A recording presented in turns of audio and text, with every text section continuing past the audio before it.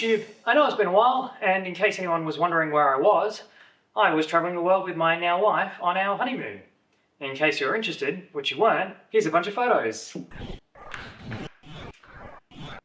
Now I've got that out of the way, I'm sitting on a box next to my car, which is really dirty because I haven't done anything with it for a while.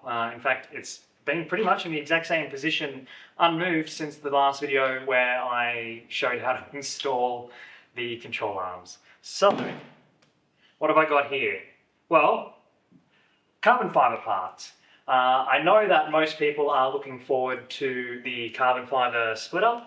That is coming, but this is a really difficult part to make, so it's coming slowly. In the meantime, I have a new part, and this is the first prototype, so I'm going to test fit it. Rather than tell you what's in the box, I figured I'd just open the box and you can find out along with me. I've got my safety thongs on, and I've got a few whackers and benders. Time to start pulling it apart, I guess.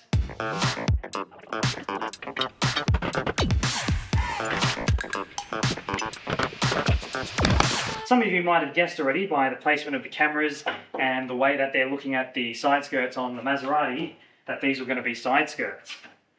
These are red carbon Kevlar and the first test pieces that I'm about to fit. For everyone else, you'll be able to get them in normal carbon fibre. The reason these ones are in red carbon Kevlar is this is the colour that I want to do for my MCV front splitter when I get to it. These are the first two pieces, so time to put them on the car and see how they fit. It's been so long since I took the original ones off that I actually don't fully remember how it all goes together, so this should be interesting.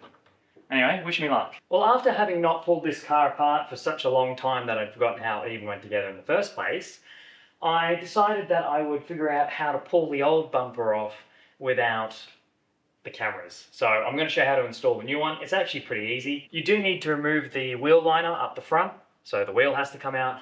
The back you don't need to, you've got enough movement on the wheel liner over here to be able to get access to the one bolt here that is a little bit awkward, so not too bad. Otherwise, it's a fairly straightforward process. This is my original piece. There's a few screws up along here which sit on the door frame. They do sit underneath the kick pads, so you do need to lift your kick pad up to be able to get access to these screws. These holes are all held by screws under the car, which you can reach without needing to jack up the car. The only reason the car is jacked up is to remove that wheel. And then there's two bolts accessible through here, one through the top, and two through the top down this end. To make all this work, you will need to remove the quick fasteners, which are on the original part, and then just place them on your new piece. They are called quick fasteners for a reason, easy to swap over. So most people call this part the surfboards. I know they're quite popular part. A lot of people like how they look. I like how they look. So you'll often see these getting put up onto the earlier model vehicles. I kindly ask that you ignore the interior condition of the vehicle. Yes, I am very aware that it needs to be fixed. I'm in the process of it, finally. This is the one car I'm going to be working on for a while, even though I have another car that needs work. But hey, I like cars and I'm not professional, so go me. Step one is to get your side skirt lined up on the interior mounts. You know what? I'm just going to call it the surfboard. Time to get the surfboard mounted.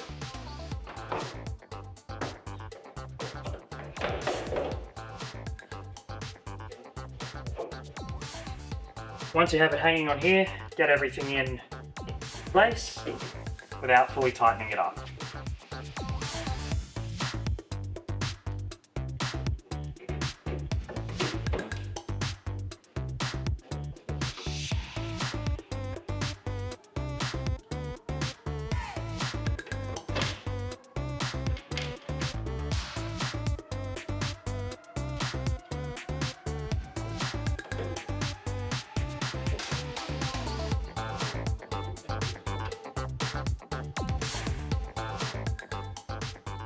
with everything in place but not fully tightened, you can adjust the fitment. In my case, I need a couple of taps from the soft blow to just move it towards the back.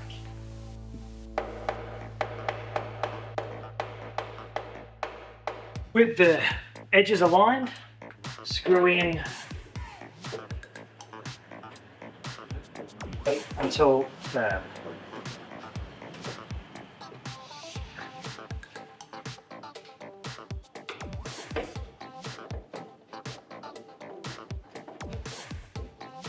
So now placement's correct, I can close the door. Beautiful. Alright, time for the two annoying bits. I'll start down this end because it's easier. Barely visible in here is where one of those quick fastener points are. So I will get one of the many 10mm bolts and try and line it up and screw it on.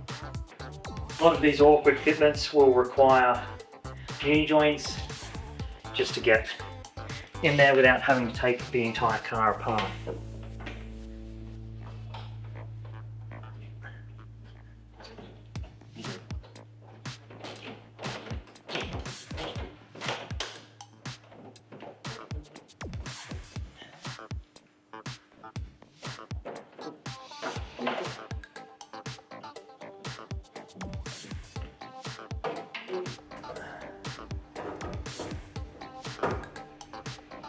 Like almost everything on this car, installation is not the reverse of removal, which is why I've taken it off.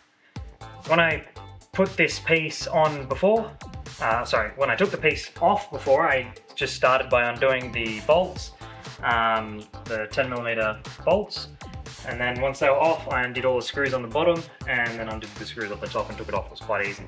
It doesn't quite work that way, mostly because of these two pieces here, which are lining up with these two 10mm bolt holes in the sill here.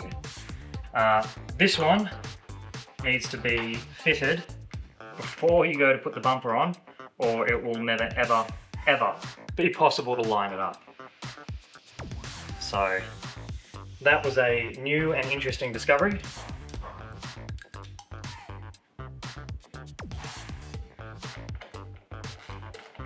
Just kind of get it in place. And then when you put this over, you simply hang this on that bolt before you get started. So let's try again.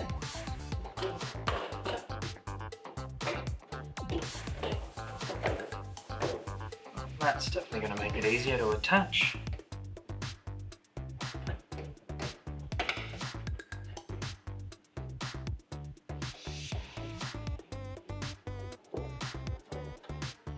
There we go. That was completely impossible for me to reach before, but the rest of it's a lot more accessible.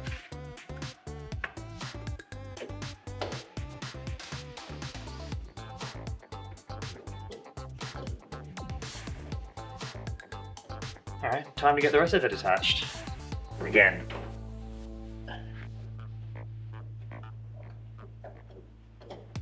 We interrupt this filming to show you what's really important in the world. The rain, a nice sunset, and a very happy cat.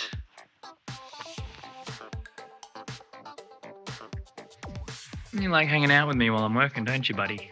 Hmm? That's why I've got a basket down here for him. Back to work.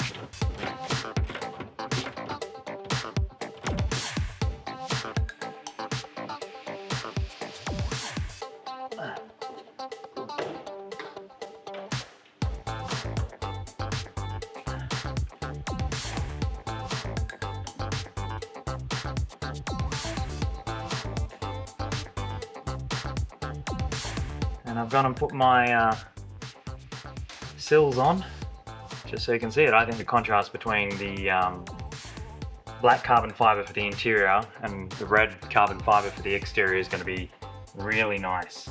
Pineapple, what are you doing? I'll put a basket over there for you. Time for me to do the other side, and check the video description for availability. Thanks.